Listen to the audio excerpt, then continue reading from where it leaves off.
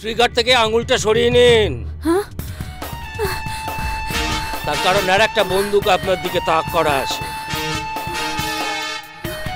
অতএব আপনার খেলা শেষ। এত সহজে খেলা ছাড়ার জন্য আমি মাঠে নামব না। আমি আমার খেলা শেষ করে তবেই মাঠ ছাড়ব। বন্দুকটা কুড়িয়ে নাও শান্তনু, কুইক। ইন্সপেক্টর, এই হচ্ছে আপনার আসল কিডন্যাপার। আমার দায়িত্ব কিন্তু শেষ। ইনি কে? ও মা, চিনতে পারছিস না? তোদের সবচেয়ে আপন লোক। মানে? ইনি হচ্ছেন মাননীয়া Titli madam. Inspector, yes sir. মুখের মুখোশটা খুলুন তো। ম্যাডাম, মুখোশটা খুলুন তো।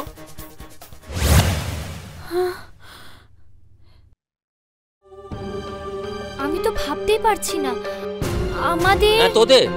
তোদের তিতলি ম্যাম, ও তো মেঘার প্রাণটা নিয়ে নিতে পারত। হ্যাঁ, প্রাণটা নিতে পারতাম, কারণ এটাই ছিল আমার লক্ষ্য, আমার প্রতিশোধ। এই ফুল প্রুফ প্ল্যানটা আপনি শেষ করে দিলেন। কি করব বলুন ম্যাডাম, এটাই তো আমার পেশা। এটা ঠিক যে প্ল্যানটা ফুল প্রুফ ছিল, কিন্তু আমি তো অন্য রাস্তায় হাঁটছিলাম, যে রাস্তাটা আপনি বানিয়েছিলেন। একটু বুঝিয়ে বলবে মামু? দাঁড়া, তোকে বোঝাচ্ছি। আসলে কিডন্যাপিং এর কেসটা না টোটালটাই ফেক। এই মনে কর, উনার কিডন্যাপিং বা অংশুর কিডন্যাপিং, এই টোটালটাই হচ্ছে উনার ব্রেনচাইল্ড।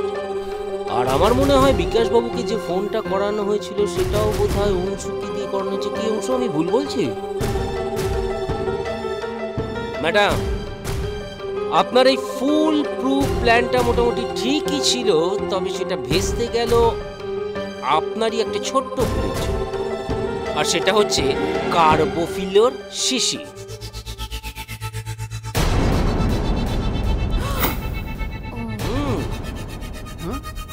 কার্বোফিলো? ইয়েস, এটা একটা কেমিক্যাল। এটা নর্মালি কৃষি কাজে ব্যবহার করা হয়। যাদের খাবারের সঙ্গে মেশানো হয় তারা কিছুক্ষণের জন্য ঘুমিয়ে পড়ে। এটা তোদের পিকনিকে ব্যবহার করা হয়েছিল, যেটা আমি ফরেনসিক রিপোর্ট থেকে জানতে পারি। ও, তারপর আমার সন্দেহটা একটু অন্যদিকে ঘুরে। আমি শান্তনুকে কলকাতা পাঠাই এবং বিশেষ কিছু ইনফরমেশন গ্যাদার করার জন্য বলি।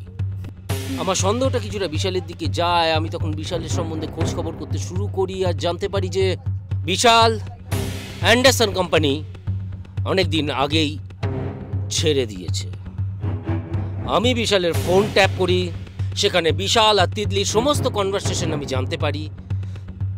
তারপর তো যা হয়েছে সবই তোদের চোখের সামনে। কিন্তু স্যার, মার্ডার করার যে চেষ্টা করা হয়েছিল তার মোটিভ কি?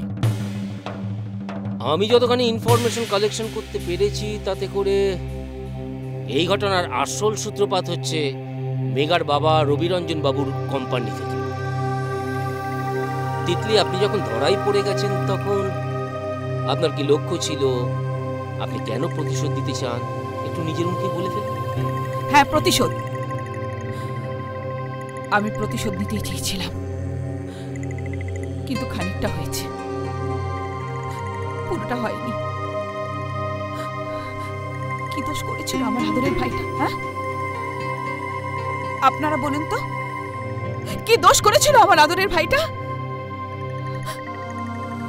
দোষের মধ্যে সে শুধু একটাই দোষ করেছিল, সে প্রতিবাদ করেছিল। বাবা মা মরে যাওয়ার পর থেকে আমার ওই একটাই সম্বল ছিল, আমার আদরের ভাই। দুই ভাই বোনে কি সুন্দর সম্পর্ক ছিল। সারাদিন ঘুরে ঘুরে আমার এই মিষ্টি দিদিটার জন্য এই গিফটটা নিয়ে এলাম। তুই আমার জন্য এই গিফটটা নিয়ে এসেছিস?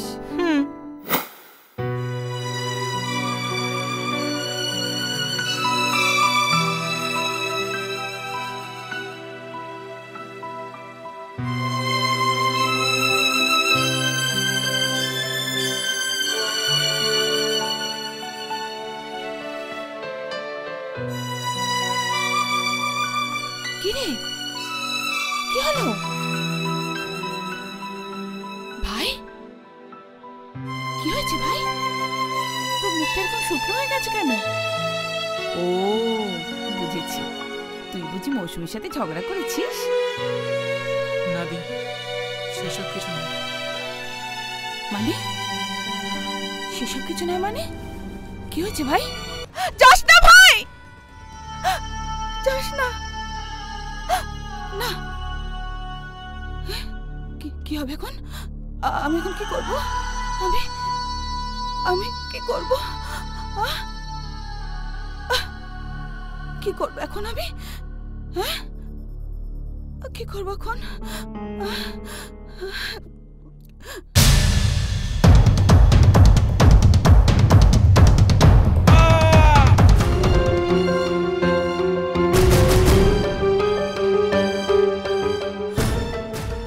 ভাই,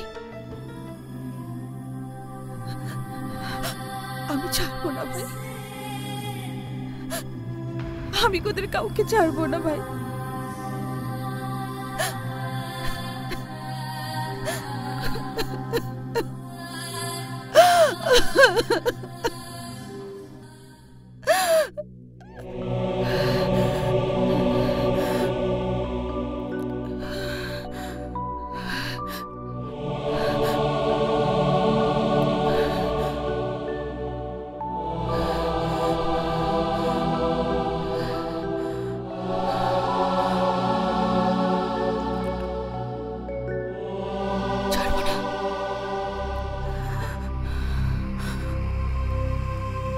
আমি ওদের কাউকে ছাড়বো না।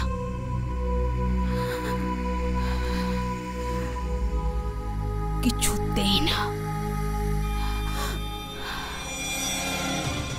ওরা যেভাবে আমার পরিবারকে শেষ করেছে,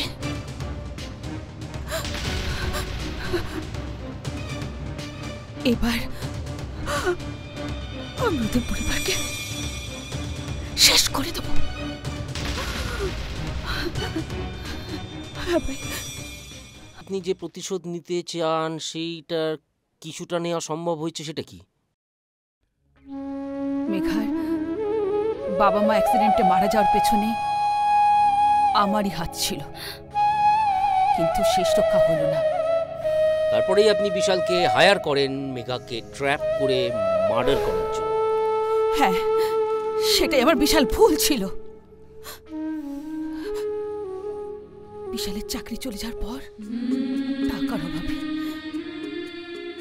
ওর মায়ের চিকিৎসা করাতে পারছিল না, আর আমি সেই সুযোগটাই নিলাম।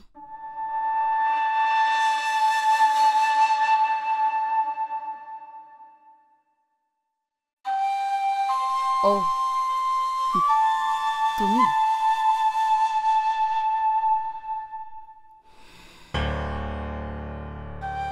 এ নাও,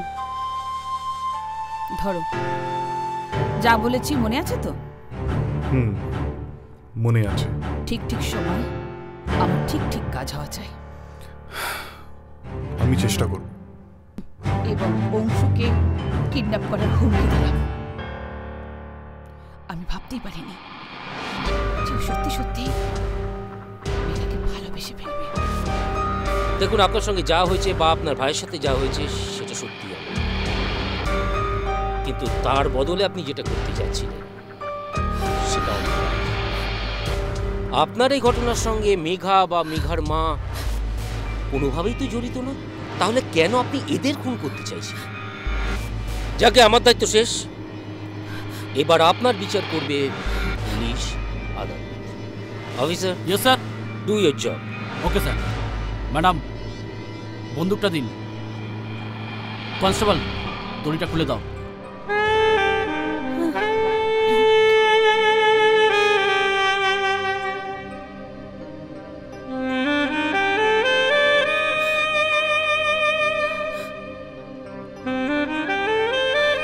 চলুন।